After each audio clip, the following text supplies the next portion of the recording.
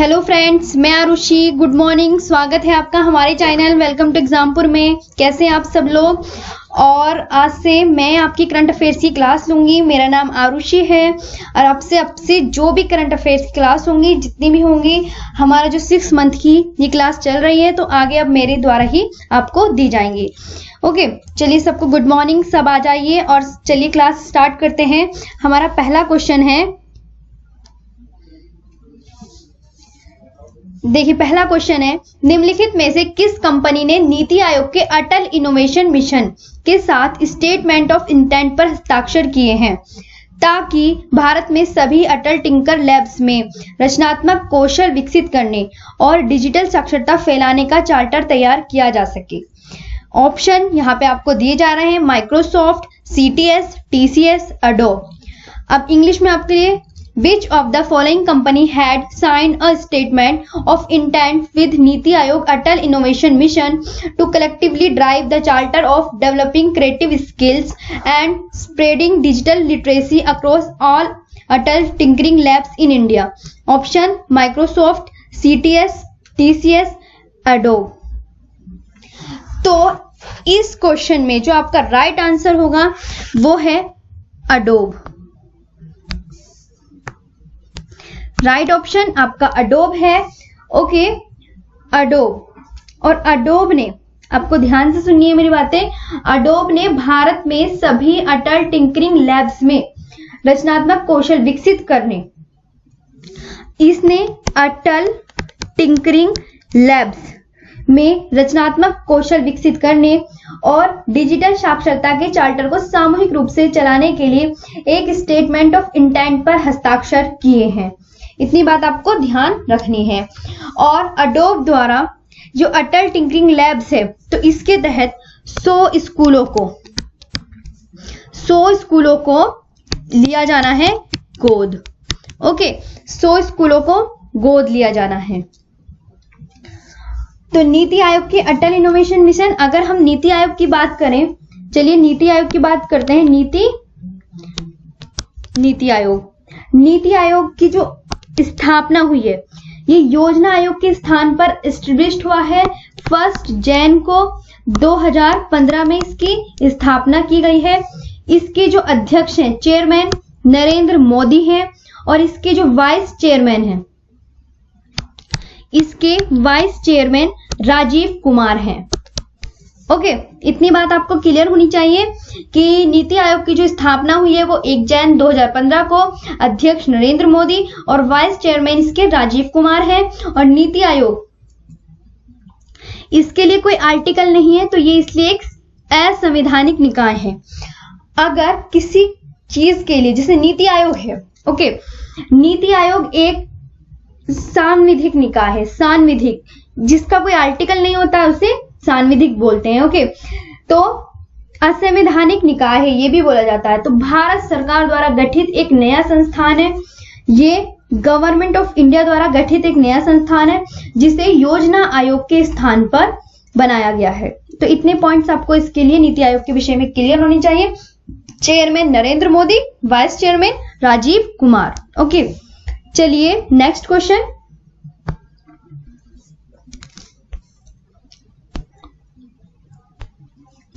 केंद्रीय मानव संसाधन विकास मंत्री श्री प्रकाश जावड़ेकर द्वारा शुरू की गई योजना का नाम क्या है, जो सामान्य स्नातकों को उद्योग प्रशिक्षुता अवसर प्रदान करने के उद्देश्य से लॉन्च की गई है?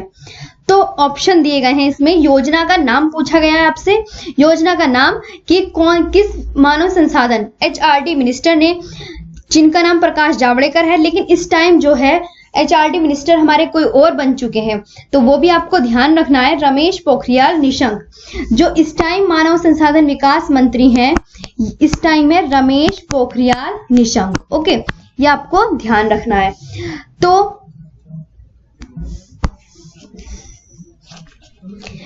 तो योजना का नाम बताना है कि केंद्रीय मानव संसाधन विकास मंत्री श्री प्रकाश जावड़ेकर द्वारा शुरू की गई योजना का नाम जो सामान्य स्नातकों को उद्योग प्रशिक्षुता अवसर प्रदान करने के उद्देश्य से लॉन्च की गई। पहला ऑप्शन सर्व शिक्षा अभियान, क्या ये इस योजना का नाम है? दूसरा अप्रेंटिसशिप और स्किल्स में उच्च शिक्षा प्राप्त युवाओं के लिए योजना। तीसरा मदरसों में गुणवत्तापूर्ण शिक्षा प्रदान करने के लिए सुदृढ़ीकरण। और राष्ट्रीय माध्यमिक शिक्षा अभियान, ये ऑप्शंस दिए गए हैं। इसके बाद इंग्लिश में Name the scheme launched by Union Human Resources Development Minister Shri Prakash Javadekar with an aim to provide industry apprenticeship opportunities to the general graduates.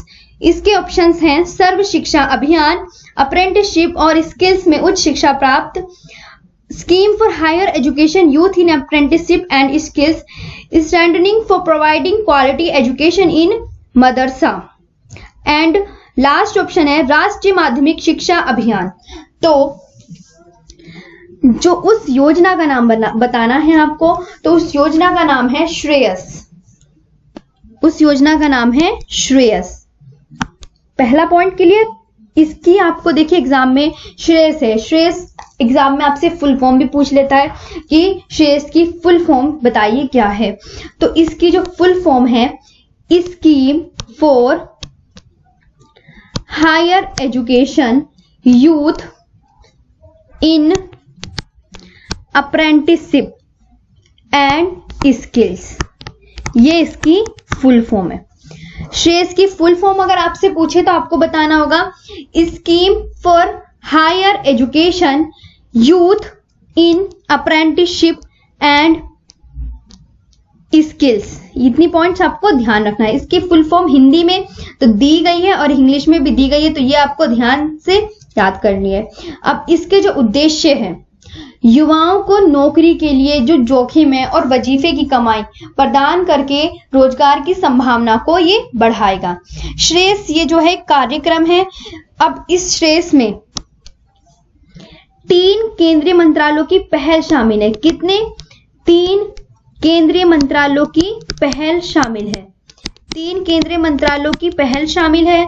तो इनके आपके नाम पता होने चाहिए कि वो तीन कौन कौन से केंद्रीय मंत्रालय हैं जिसकी इसमें जो है पहल शामिल है। श्रेयस के साथ कौन कौन से 3 मंत्रालय मिलकर काम कर रहे हैं, तो उन तीनों का नाम भी जानना आपके लिए इंपॉर्टेंट है। ओके, तो तीनों का नाम है, पहला जो श्रेयस के साथ मिलकर काम कर रहा है, ministry of human resources development. पहला, इसको हिंदी में बोलते हैं मानव संसाधन विकास मंत्रालय। दूसरे की बात करते हैं ministry of skill development, ministry of skill development. इसको हिंदी में बोलते हैं कौशल विकास और उद्यमिता मंत्रालय, कौशल विकास और उद्यमिता मंत्रालय।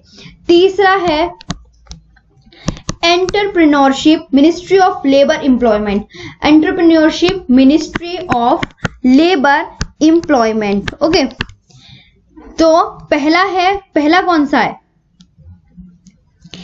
पहला है मानव संसाधन विकास मंत्रालय, दूसरा कौशल विकास और उद्यमिता मंत्रालय, तीसरा है श्रम और रोजगार मंत्रालय।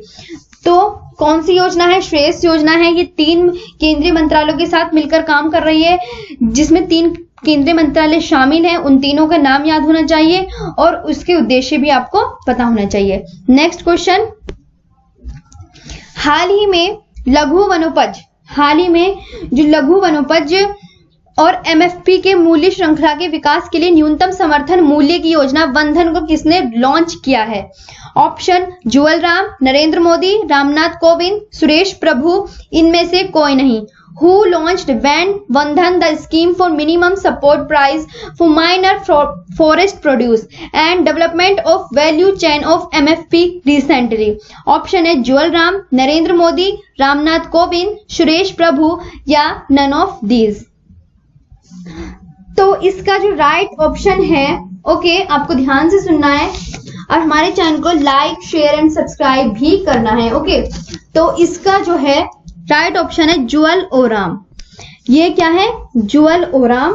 इन्होंने, ये जनजातीय मामलों के केंद्रीय मंत्री है, union minister of tribal affair, union minister of tribal affair हैं। इन्होंने जनजातीय मामलों के मंत्रालय वनधन की महत्वाकांक्षी योजना। जनजातीय मामलों की मंत्रालय की वनधन की महत्वाकांक्षी योजना का नाम आपसे अगर पूछ ले तो आप बताएंगे लघु वनोपज। लघु वनोपज के लिए एमएफपी के मूल्य श्रृंखला का विकास के लिए एक योजना ये है। इसमें ये जो योजना है इसमें लगभग 45 लाख लोगों को 45 लाख आदिवासियों को रोजगार प्रदान करने के लिए 300 आदिवासी एकत्रित करने वाले वनधन विकास केंद्र स्थापित किए जाएंगे। 45 लाख आदिवासियों को 45 लाख किसको? ट्राइबल को क्या प्रदान करने के लिए? For provide employment, for provide employment. तो इसको 45 लाख लोगों को ट्राइबल, जो ट्राइबल होते हैं उनको प्रोवाइड करने के लिए ये करेंगे स्थापना। ओके, इसने स्कीम को लॉन्च किया है। इतनी बात आपको ध्यान रखनी है कि हाल ही में लघु वनोपज और एमएफपी के मूल्य श्रृंखला के विकास के लिए न्यूनतम समर्थन मूल्य की योजना वनधन को किसने लॉन्च किया है? वनधन योजना तो जुअल ओराम ने। Okay, next question. भारत ने निम्नलिखित में से किस देश के साथ एंटी माइक्रोबियल दवाओं के क्षेत्र में सहयोग करने के लिए समझौता ज्ञापन पर हस्ताक्षर किए हैं? ऑप्शन रूस, स्वीडन, जापान, श्रीलंका, इनमें से कोई नहीं। India had signed MOU memorandum of understanding.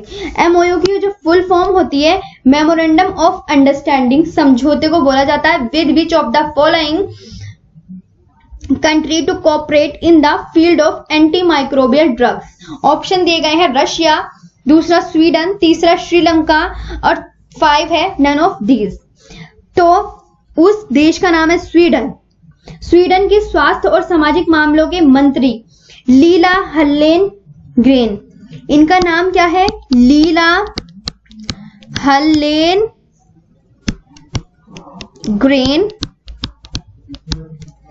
ने 22 से 25 फेब 2019 तक भारत की, ये जो है 22 से 25 फेब तक ये भारत की यात्रा पर थे। इन्होंने हमारे देश के केंद्रीय स्वास्थ्य मंत्री जेपी नड्डा से मुलाकात की और एंटी माइक्रोबियल प्रतिरोध के बारे में चर्चा की। जेपी नड्डा से किस विषय में बात की? एंटी माइक्रोबियल ड्रग्स, ये जो एंटी माइक्रोबियल ड्रग्स के बारे में चर्चा की। ओके, इतनी बात आपको ध्यान रखनी है। तो स्वीडन जो है, अब स्वीडन की कुछ हम बातें जान लेते हैं। स्वीडन की अगर हम बात करें, ये यूरोप कॉन्टिनेंट का हिस्सा है। यूरोप कॉन्टिनेंट किस महाद्वीप में पड़ता है? आपसे कोई कहे तो ये यूरोपीय महाद्वीप का देश है और इसकी कैपिटल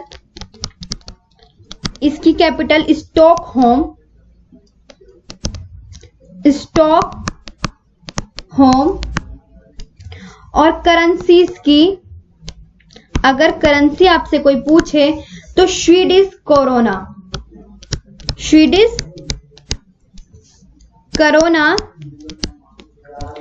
और इसके जो पीएम हैं स्टीफन लोफवेन। ओके, स्वीडन के विषय में आपको इतनी स्टैटिक जीके मालूम होनी चाहिए। यूरोप कॉन्टिनेंट में पड़ता है, कैपिटल स्टॉकहोम है, करेंसी इसकी स्वीडिश कैरोना और पीएम है स्टीफन लोफवेन। ओके, इतनी आपको पॉइंट्स में क्लियर होनी चाहिए। इसके बाद नेक्स्ट क्वेश्चन, केंद्रीय रेल मंत्री पीयूष गोयल ने एक नया रेलवे जोन कहां लॉन्च किया है? ऑप्शन केरल, तेलंगाना, नई दिल्ली, आंध्र प्रदेश या इनमें से कोई नहीं। Where did union railway minister Piyush Goyal launched a new railway zone? Option दिए गए हैं केरला, तेलंगाना, न्यू दिल्ली, आंध्र प्रदेश या नन ऑफ दीज। तो केंद्रीय रेल मंत्री पीयूष गोयल, हमारे जो रेलवे मिनिस्टर हैं उनका नाम आपको पता होना चाहिए, पीयूष गोयल ने एक नया रेलवे जोन जो है लॉन्च किया है। नया रेलवे जोन लॉन्च किया है, वो कहां पर लॉन्च किया है? तो आंसर होगा आपका आंध्र प्रदेश। आंध्र प्रदेश में लॉन्च किया गया है और इसका नाम है south coast railway, south coast railway इसका नाम है और ये 18वां जोन है, 18th जोन है, जो कि दक्षिणी तट रेलवे है। इसकी जो फुल फॉर्म है ये दक्षिणी तट रेलवे है और इसका मुख्यालय जो है विशाखापत्तनम में है।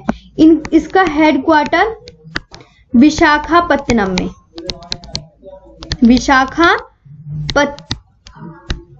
विशाखापत्तनम में इसका हेडक्वार्टर है। तो इतनी पॉइंट्स आपको इसके बारे में क्लियर होनी चाहिए। ओके, नेक्स्ट है भारतीय रिजर्व बैंक द्वारा फरवरी में ओपन मार्केट ऑपरेशन के तहत सरकारी प्रतिभूतियों की खरीद के माध्यम से अगर, एक मिनट दोबारा से इसी क्वेश्चन पे आते हैं। आंध्र प्रदेश के विषय में भी आप जान लीजिए। आंध्र प्रदेश इसके जो स्टेब्लिश स्थापित हुआ था 1 अक्टूबर 1953 को इसकी स्थापना हुई है। कैपिटल इसकी बन जाएगी अभी अमरावती और इसके सीएम हैं वाई.एस. जगनमोहन रेड्डी और यहाँ के गवर्नर हैं विश्वभूषण हरिचंदन, जो अभी हाल ही में नियुक्त हुए हैं, विश्वभूषण हरिचंदन। ओके, इतनी से पॉइंट्स आपको आंध्र प्रदेश के विषय में याद रखने हैं। नेक्स्ट क्वेश्चन है भारतीय रिजर्व बैंक द्वारा फरवरी में ओपन मार्केट ऑपरेशन के तहत सरकारी प्रतिभूतियों की खरीद के माध्यम से सिस्टम में कितने करोड़ का संचालन किया जाएगा? 32,500 करोड़ रुपए, 35,500 करोड़ रुपए, 37,500 करोड़ रुपए या 39,500 करोड़ रुपए का? How much crore will be infused by Reserve Bank of India into the system through purchase of government securities under open market operations in February? तो इसका ऑप्शन है 37,500 करोड़ रुपए का दिया जाएगा। कितने करोड़ का संचालन किया जाएगा? 37,500 करोड़ रुपए का संचालन किया जाएगा। इसमें 26 फरवरी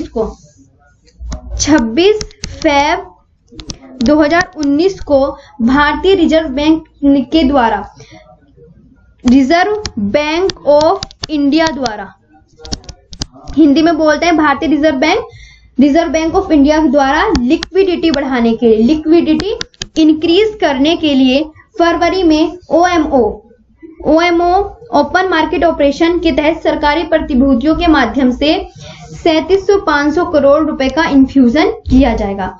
इतने पॉइंट्स आपको ध्यान रखनी है। ओके,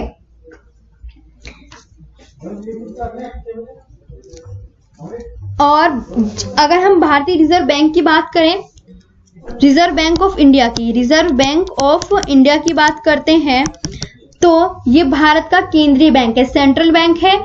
ये भारत के सभी बैंकों का संचालक है। इसके अंडर में भारत के सभी बैंक आते हैं। रिजर्व बैंक भारत की अर्थव्यवस्था को नियंत्रित करता है और इसकी स्थापित हुआ था 1 अप्रैल 1935 को। 1935 को इसकी स्थापना हुई है। इतनी बात आपको ध्यान रखना है रिजर्व बैंक ऑफ इंडिया के विषय में।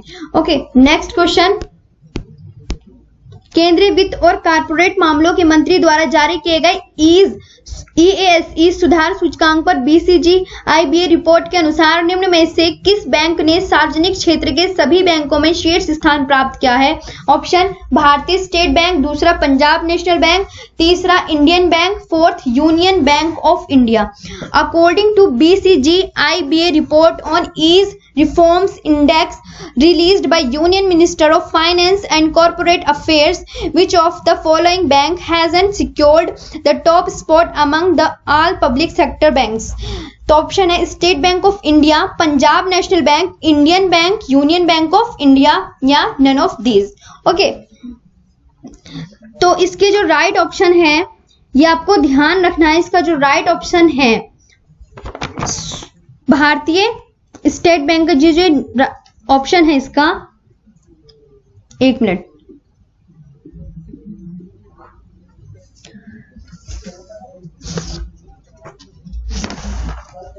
Punjab national bank. ओके, इसका जो राइट ऑप्शन है Punjab national bank. Punjab national bank आपको ध्यान रखना है। ये जो है वित्त और कारपोरेट मामलों के मंत्रालय के द्वारा प्रकाशित की गई रिपोर्ट के अनुसार पंजाब नेशनल बैंक ने सुधार एजेंडे यानी रिफॉर्म्स एजेंडे के कार्यान्वयन में सभी सार्वजनिक क्षेत्र के बैंकों में शीर्ष स्थान हासिल किया है। इसने जो है फर्स्ट नंबर की रैंक पाई है रिफॉर्म्स एजेंडे में। इतना आपको क्लियर होना चाहिए। ओके, और हमारे जो इस टाइम के फाइनेंस मिनिस्टर हैं निर्मला सीतारमण है, और अभी एक पूर्व मंत्री फाइनेंस मिनिस्टर निर्मला सीतारमण, और अभी हाल ही में एक पूर्व वित्त मंत्री एक्स जो भी हमारे फाइनेंस मिनिस्टर थे अरुण जेटली, उनकी जो है मृत्यु हो गई है। और फाइनेंस कमीशन आपसे अगर पूछा जाए किस आर्टिकल में है तो आप बताएंगे 280 आर्टिकल में इसका जिक्र किया गया है। ओके, और इस टाइम जो फाइनेंस कमीशन के एग्जीक्यूटिव हेड हैं वो है NK सिंह। इतने पॉइंट्स आपको क्लियर होने चाहिए। अगला क्वेश्चन है, महात्मा गांधी की 150वीं जयंती मनाने के लिए आधारित कंपनी शून्य मूल्य के 12 बैंक नोट जारी करेगी, जो पहली बार सीमित संस्करण स्मारक श्रृंखला है। तो ऑप्शन यूएस, दूसरा भारत, तीसरा UAE, फोर्थ श्रीलंकाई, इनमें से कोई नहीं। टू मार्क द 150वां birthday anniversary of Mahatma Gandhi based company will release 12 bank notes of zero value which is the first ever limited edition commemorative series. Option दिए गए हैं US, second India, UAE, Sri Lanka या नन ऑफ दीज। तो इसमें जो आपका right option है 13वें में ये है UAE, संयुक्त अरब अमीरात। UAE को बोला जाता है संयुक्त अरब अमीरात। इसकी जो कैपिटल है Abu Dhabi. Okay, capital Abu Dhabi, Abu Dhabi है। अब ये जो है पहली बार संस्करण स्मारक श्रृंखला UAE, और भारतीय कलाकार, एक भारतीय कलाकार है अकबर साहब, इंडियन आर्टिस्ट है जिनका नाम है अकबर साहब। अकबर साहब ने इन विशेष नोटों को डिजाइन किया है, इनके द्वारा ये डिजाइन किए गए हैं, और यह गांधी को श्रद्धांजलि के रूप में प्रत्येक नोट में उनके व्यक्तिगत और राजनीतिक जीवन से जो है राजनीतिक जीवन से यादगार घटनाओं को दिया जाएगा। अब महात्मा गांधी की जो विषय में बात करें, इनका जो बर्थडे आता है वो 2 अक्टूबर 1969 को आता है। 2 अक्टूबर 1969 को आता है, और इनके साथ एक घटना घटी थी व्हाइट्स ओनली, जिसमें जो एक रेल का डब्बा होता है कि व्हाइट ओनली, इसमें जो है ये जाकर उसमें बैठ गए, लेकिन इनको बैग एंड बैगेज, बोरिया और बिस्तरे के साथ बाहर निकाल के फेंक दिया गया था उस ट्रेन के डिब्बे के साथ कि इसमें कोई भी ब्लैक कलर का यानी अश्वेत लोग नहीं बैठेंगे, सिर्फ ये श्वेत लोगों के बैठने की जगह है। तो पीटर मॉरिसबर्ग उस स्थान का नाम है। ये घटना भी महात्मा गांधी से बहुत ज्यादा संबंधित है, तो ये भी आपको ध्यान रखना चाहिए। ओके, तो महात्मा गांधी का बर्थडे आता है 2 अक्टूबर 1969 को। अब नेक्स्ट है, निम्नलिखित में से किस राज्य को संसाधन प्रबंधन में सर्वश्रेष्ठ राज्य के तहत राष्ट्रीय जल पुरस्कार समारोह में प्रथम पुरस्कार प्राप्त हुआ है? तो प्रथम पुरस्कार जो प्राप्त हुआ है अभी आंध्र प्रदेश, महाराष्ट्र, गुजरात या Rajasthan. Which of the following state received the first prize in the national water award ceremony under the category best state in resource management?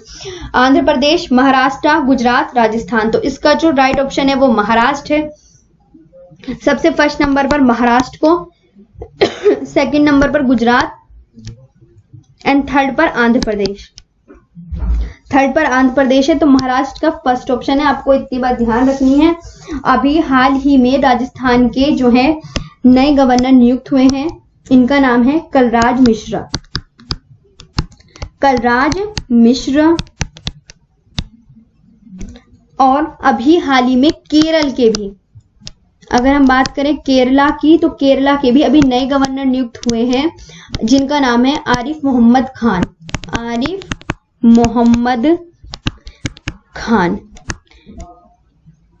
इनको मिला है, ये गवर्नर नियुक्त हुए। इतनी बात आपको ध्यान रखनी है।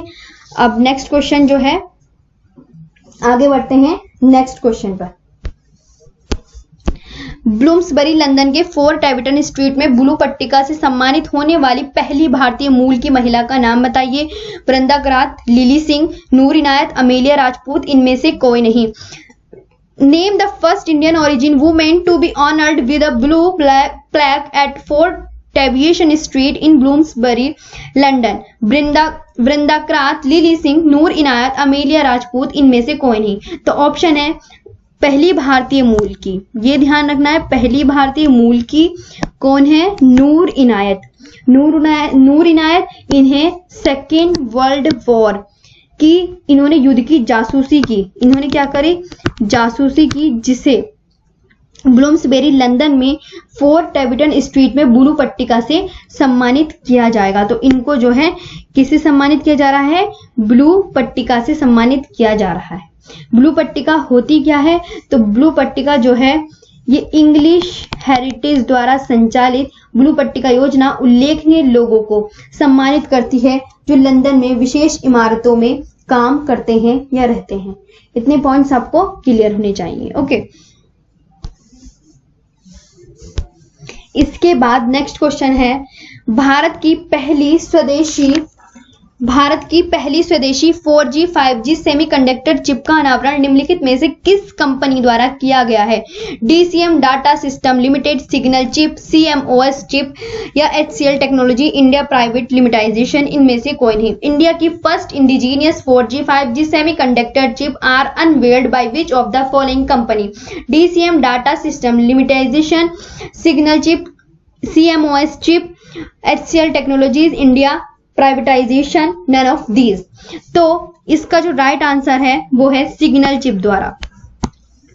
सिग्नल चिप द्वारा बेंगलुरु स्थित सेमीकंडक्टर कंपनी, बेंगलुरु में जो है एक कंपनी है जिसका नाम है सेमीकंडक्टर कंपनी, और सिग्नल चिप ने नई दिल्ली में एक कार्यक्रम में 4G/LTE और 5G NR मॉडेम के लिए भारत के पहले स्वदेशी सेमीकंडक्टर चिप्स का अनावरण किया। इसकी जो सेक्रेटरी हैं श्रीमती अरुण सुंदर राजन, दूरसंचार जो सचिव हैं सेक्रेटरी टेलीकॉम की, ये श्रीमती अरुण सुंदर राजन ने संबोधित किया। इन्होंने स्वीकार किया है कि भारत को अपने चिप्स बनाने की जरूरत है क्योंकि डेटा सिक्योरिटी आज की दुनिया में बहुत बड़ी चिंता का विषय है। ओके, नेक्स्ट क्वेश्चन, वैज्ञानिकों ने मीथेन हाइड्रेट की खोज आंध्र प्रदेश तट के किस बेसिन से की है? Krishna Godavari, Narmada Tapi, Suvarnarekha, Sabarmati Pennar basin. Scientist had discovered the methane hydrate from which basin of Andhra Pradesh coast? तो Krishna Godavari basin, Narmada Tapi basin, Suvarnarekha Mahi basin या साबरमती पेन्नार बेसिन। तो जो आपका राइट ऑप्शन है वो है कृष्णा गोदावरी बेसिन। शोधकर्ताओं ने बंगाल की खाड़ी में, Krishna Godavari basin bay of Bengal में तो गिरती है, बे ऑफ बंगाल में की खाड़ी में आंध्र प्रदेश के तट से दूर कृष्णा गोदावरी बेसिन से समुद्र तल से 2 मीटर नीचे भविष्य के एक संभावित ईंधन मीथेन हाइड्रेट की खोज की है। कृष्णा गोदावरी बेसिन आपको पता ही है कहां पर है? आंध्र प्रदेश के तट पर स्थित है। ओके, आंध्र प्रदेश राज्य में जो है कृष्णा और गोदावरी का बेसिन बनता है, तो ये कृष्णा गोदावरी आपका राइट ऑप्शन हो जाएगा। अंतर्राष्ट्रीय क्रिकेट में 500 छक्के लगाने वाले दुनिया के पहले खिलाड़ी कौन बने? Virat Kohli, Chris Gayle, MS Dhoni, Aaron Finch इनमें से कोई नहीं। Who became the first player in the world to hit 506 in the next international cricket? तो Virat Kohli, Chris Gayle, MS Dhoni, Aaron Finch या नन ऑफ दीज। तो क्रिस गेल इसका राइट ऑप्शन है। दुनिया के पहले खिलाड़ी कौन बने? क्रिस गेल बने, और ये जो है वेस्ट इंडीज के हैं, ब्रायन लारा के बाद। किसके बाद? ब्रायन लारा के बाद दुनिया के पहले खिलाड़ी बन गए हैं। अब क्रिस गेल ने एक अनाउंसमेंट भी किया है कि वह इंग्लैंड और वेल्स में 2019 के विश्व कप के बाद वनडे इंटरनेशनल क्रिकेट से संन्यास ले लेंगे। ओके, इतनी बात भी आपको ध्यान रखनी है। तो क्रिस गेल, दुनिया के पहले खिलाड़ी कौन बन गए हैं 500 छक्के लगाने वाले? Chris Gayle. इसके बाद जो नेक्स्ट क्वेश्चन है, हाल ही में किस देश ने अंतर्राष्ट्रीय शूटिंग स्पोर्ट्स फेडरेशन ISSF विश्व कप की मेजबानी की? Indonesia, Jakarta, US, Washington DC, Switzerland, Zurich, Bharat, नई दिल्ली इनमें से कोई नहीं। Which country hosted the international shooting sports federation ISSF world cup recently? Indonesia Jakarta, US Washington DC, Switzerland Zurich, India new Delhi या नन ऑफ दीज। तो हाल ही में किस अंतर्राष्ट्रीय शूटिंग स्पोर्ट फेडरेशन ने विश्व कप की मेजबानी की? उसका नाम है नई दिल्ली। भारत में नई दिल्ली में हुई है विश्व कप। ये चली है 20 फेब से 28 फेब तक। 28 फेब तक न्यू दिल्ली में इनसे आयोजित हुई, हेल्ड हुई है इंडिया। अब इसके जो है ISSF का कुछ पॉइंट्स इसके भी ध्यान रखने चाहिए। International shooting sports federation world cup was held in new Delhi, और इसके जो हेडक्वार्टर है ISSF का जर्मनी म्यूनिख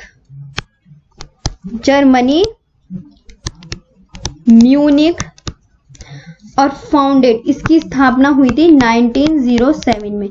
ये एस्टेब्लिश हुआ था। इतने पॉइंट्स आपको क्लियर होनी चाहिए। नेक्स्ट क्वेश्चन, भारतीय निशानेबाज अपूर्वी चंदेला ने विश्व रिकॉर्ड तोड़कर भारत को पहला स्वर्ण पदक दिलाया। उन्होंने निम्नलिखित में से किस श्रेणी में स्वर्ण पदक जीता?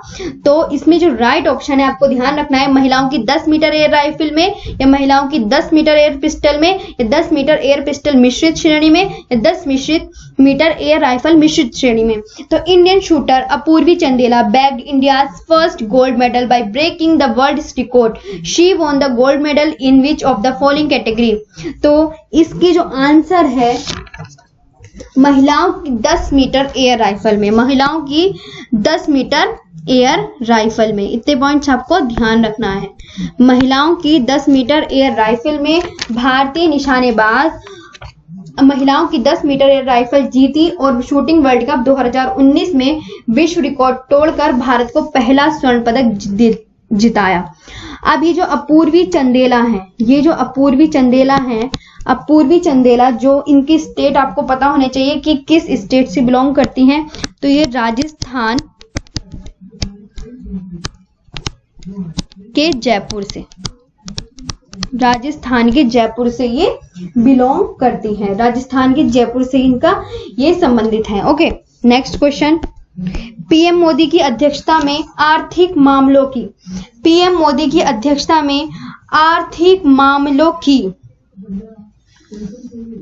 एक मिनट,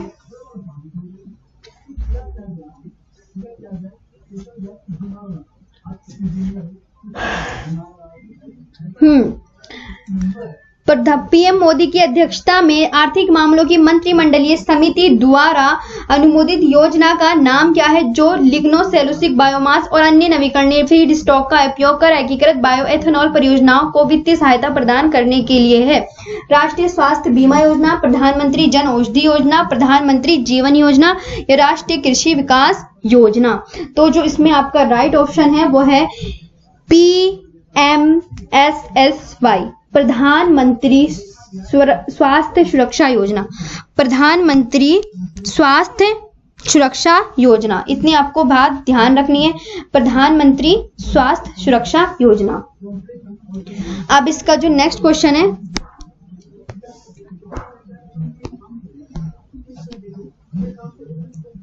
आर्थिक मामलों की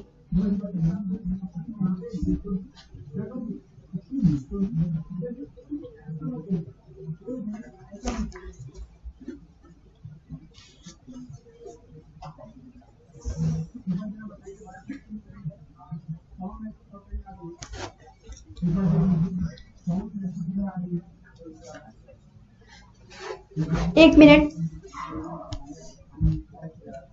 हाँ अब देखते हैं।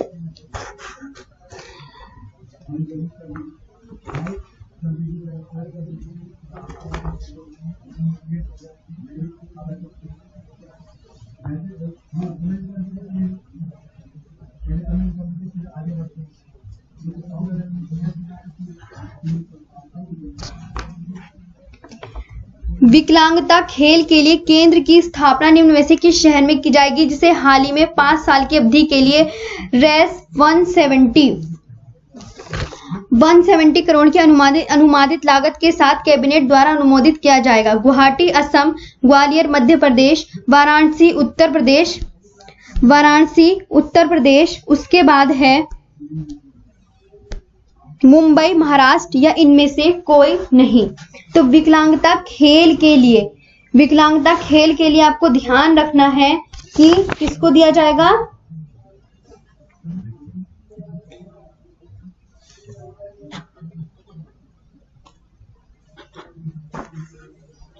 ग्वालियर मध्य प्रदेश। इसका जो राइट ऑप्शन होगा वो है ग्वालियर मध्य प्रदेश। और मध्य प्रदेश की जो कैपिटल है वो भोपाल है। इतनी बात आपको इसमें ध्यान रखनी है। नेक्स्ट क्वेश्चन है आपका,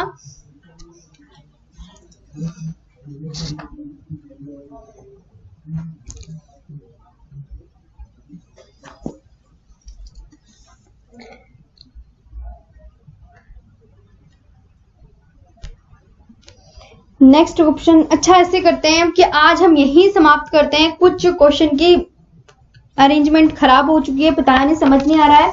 हम नेक्स्ट क्लास में कल बहुत ही अच्छे टॉपिक पर क्वेश्चन लेकर आएंगे और जितने भी हमारे मार्च की सीरीज हैं और जितने भी उससे रिलेटेड स्टैटिक जीके होगी वो मैं आप सबको क्लियर करूंगी। ओके, कल की क्लास आपको बिल्कुल बहुत ही शानदार होगी। मेरी तरफ से मैं आपसे वादा करती हूँ। ओके, अभी कुछ प्रॉब्लम हो गई है तो इसलिए मैं आपको आज इतना ही आपके लिए काफी है। ओके, नेक्स्ट क्लास में मिलते हैं, तब तक के लिए थैंक